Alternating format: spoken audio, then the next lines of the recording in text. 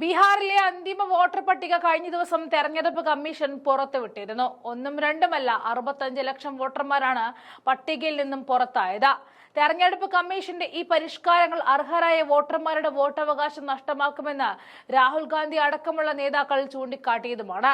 എന്നാൽ അന്ന് തെരഞ്ഞെടുപ്പ് കമ്മീഷൻ ഈ വാദത്തിനെ തള്ളിയിരുന്നു. എന്നാൽ ഇന്ന് അന്തിമ പട്ടിക വരുമ്പോൾ കോൺഗ്രസ് പറഞ്ഞത് വള്ളി പുള്ളി വിടാതെ സംഭവിച്ചു എന്ന് കാണാൻ സാധിക്കും. എന്തായാലും ബീഹാറിലെ പരിഷ്കരിച്ച വോട്ടർ പട്ടികയുടെ കരടിനെതിരെ പരാതി പ്രവാഹമാണ് നടക്കുന്നത്.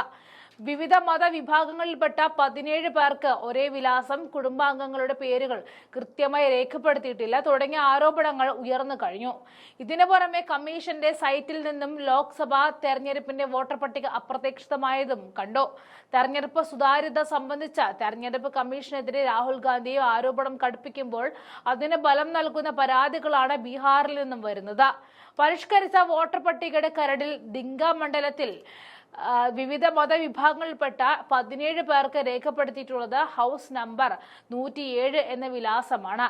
ഇത് തെളിവ് സഹിതം പുറത്തുവിട്ടിട്ടുണ്ട്. ഹൗസ് നമ്പർ 107 സർക്കാർ ജില്ല ആക്കിയെന്നാണ് RJD പരിഹസിക്കുന്നത്.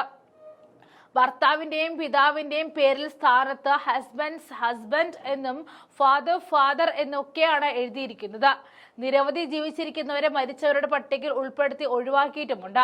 കരട് പട്ടികയുമായി താരതമ്യം ചെയ്യുന്നതിന് വേണ്ടി ലോക്സഭാ തെരഞ്ഞെടുപ്പിന് വോട്ടർ പട്ടിക തിരയുമ്പോൾ തെരഞ്ഞെടുപ്പ് കമ്മീഷന്റെ സൈറ്റിൽ കാണുന്നുമില്ല. ഇങ്ങനെ വിവിധ കോണുകളിൽ നിന്നും നിരവധി പരാതികൾ വരുമ്പോൾ തങ്ങൾക്കൊന്നും ഔദ്യോഗികമായി ലഭിച്ചിട്ടില്ല എന്നാണ് തെരഞ്ഞെടുപ്പ് കമ്മീഷൻ പറയുന്നത്. മാത്രവുമല്ല, ആരോപണം ഉന്നയിക്കുന്ന രാഹുൽ ഗാന്ധി ഇതുവരെ നേരിട്ടെത്തുകയോ പരാതി നൽകുകയോ ചെയ്തിട്ടില്ല എന്നും തെരഞ്ഞെടുപ്പ് കമ്മീഷൻ പ്രതികരിക്കുന്നുണ്ട്. തെരഞ്ഞെടുപ്പ് കമ്മീഷന്റെ രാഷ്ട്രീയ പാർട്ടി പ്രതിനിധികളെ വിളിച്ചപ്പോൾ വരാനും രാഹുൽ ഗാന്ധി തയ്യാറായിട്ടില്ല എന്നും കമ്മീഷൻ കുറ്റപ്പെടുത്തുന്നുണ്ട്. അതേസമയം ബീഹാറിൽ BJP ഓപ്പറേഷൻ മഹാരാഷ്ട്ര പ്രതീക്ഷിക്കുന്നു എന്നാണ് തേജസ്വി യാദവ് പറയുന്നത്. BJP ഭയക്കുകയോ തോൽക്കുകയോ ചെയ്യുമ്പോൾ അവർ EDയെയും CBIയെയും പുറത്തിറക്കുകയാണെന്നും തേജസ്വി ചൂണ്ടിക്കാണിക്കുന്നുണ്ട്.